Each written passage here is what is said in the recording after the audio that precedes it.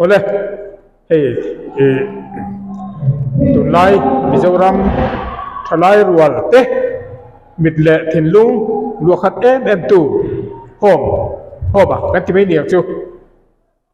he kan tong fu hau me ser chi pa kan sa te kala backstage kan han chua cha kan sa line zona enging mo kan kan zon lok do na ni zona hian kai za to chia be a quý rập be chia li ti in la na zona ko vel ta chia ta che ngei bai khai in sa tu na hian I kan zo du ma sak che chu kum yang za ngei ni ti khak ka zo du lok che kum som ni tanga som ni le panga inkar tila apoy ngem le I kum za kan zo du na chan che chu ila no pang in kan sia chu ti karin la thuril tak mai I pu chuak hi aro pui kan tia kha tu na in sak zo tak sia li ti na atu ta unin I zo to ko pa ai tak mai ira pang ka aro ni ni chuan ani ne sai ne music of hi tin atang ne I tui cha atang ne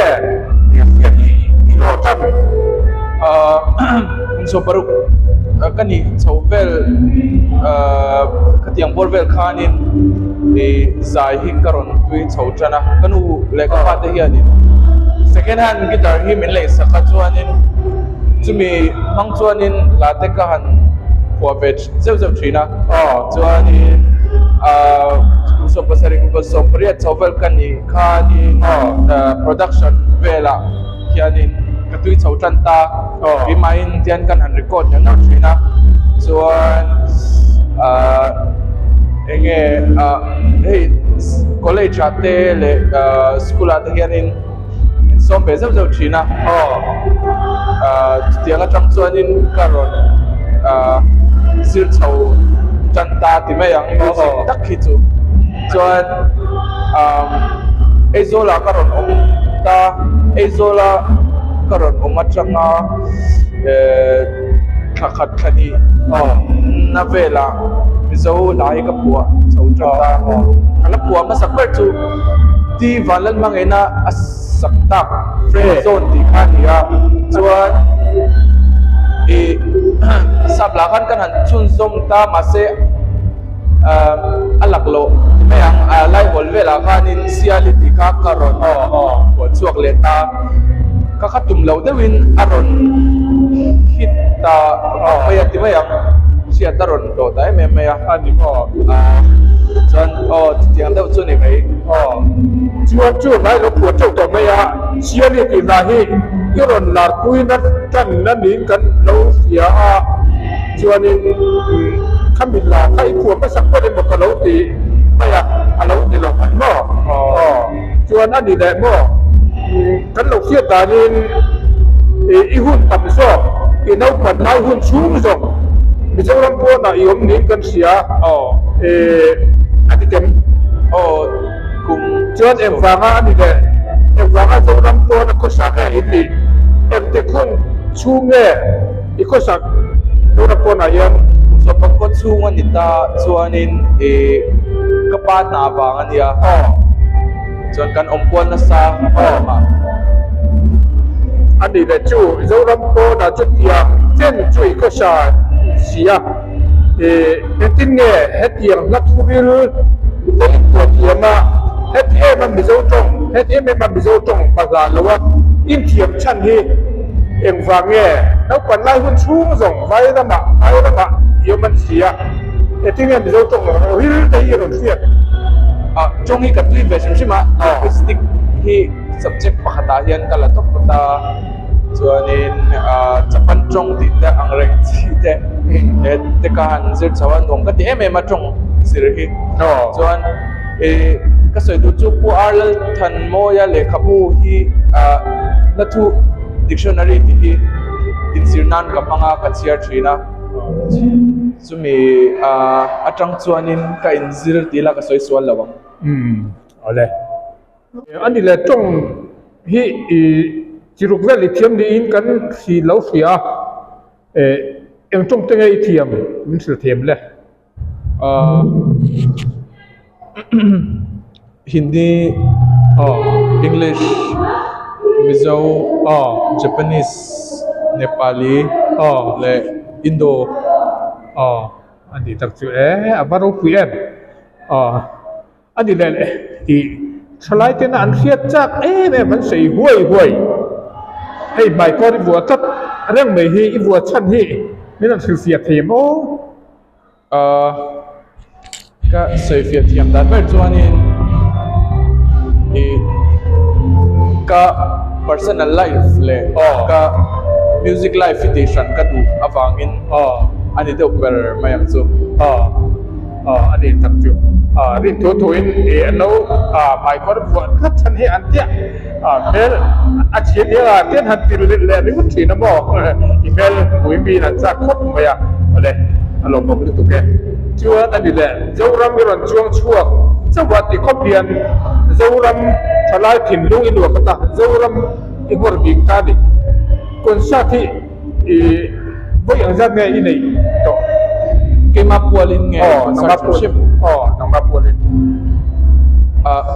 ke ma pual chuanin tuna hianin concert hi pathum ang ka nei to ani ko chuanin chu cheng deuh chuni mai ke concert dang chu thầy hun anh đi rồi liếc là chuông chuông cháu anh đi thì có tiền ilara aro pui khop mai cho nên là share chi bài concert thì nei me ka dia share chi hi imutem iron mutem hain no pan lai chuan ka lo ve zeu to ani ka sia ka chungte hian an soi thina amai ro chu ke chuanin ka seto lawa no pan deuh lai chuanin ka lo ve zok to ni ome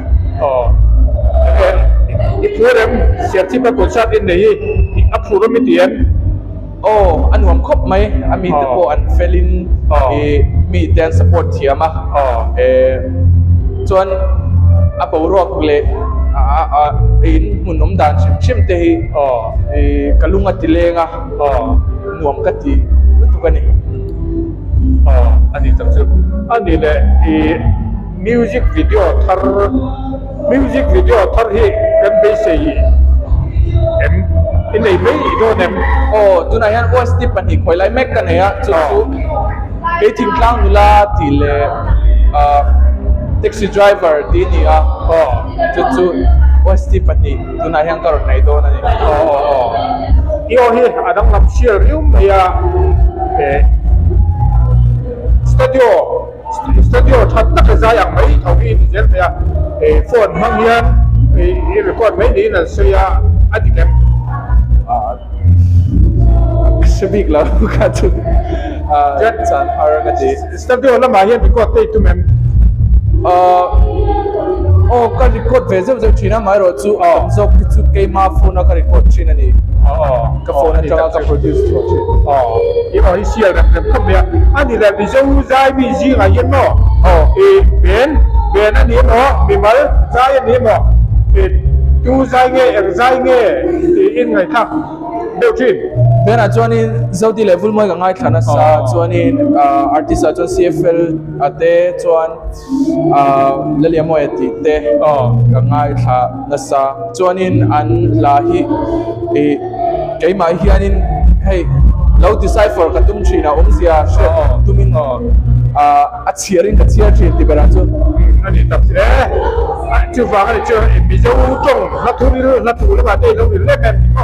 tin be na khanin ai ki ko kan nau pan lai kan ter wal lai tangin zo ni la full mai chu ngai na kan nia an nga dong zo ka se ka in an album lai do tan theng poin ka se chu ti khop chu kai na tin io ko hi asialin nge vulmoi sia mate zodi puthang loi te voice lam pak to ka ang lei ka se voice asial ani ole hei hun achep khop maya kon chat lak lo line backstage kan han chu ve lo kan dia atop kan nai ton mai anga zo tur tam tak kan nia zo chak tam tak to kan nia kan zo chak lo menga top lam kan mai to na atop na tan tu nai cham thar I thalai pui te future tan tu cha du in yan i ka ka tu cha du chu thil engma hi ate in alian a om lawa i chuanin kan suang tu ni hi atakrama chantir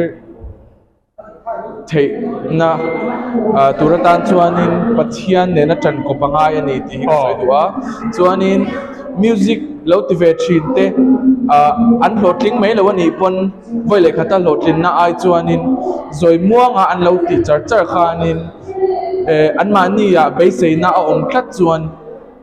an hlotling nge do na ni ti kha soi tel du aniอันนี้จังสิole ole hunเจ็บครบไม่ให้กันดูตกไม่อ่ะhunเจ็บตะการะhunชามินเปกฟังอินเกลมิโซโปรดักชั่นจวนลอมทูกันสิตักไม่เจ้า pole ole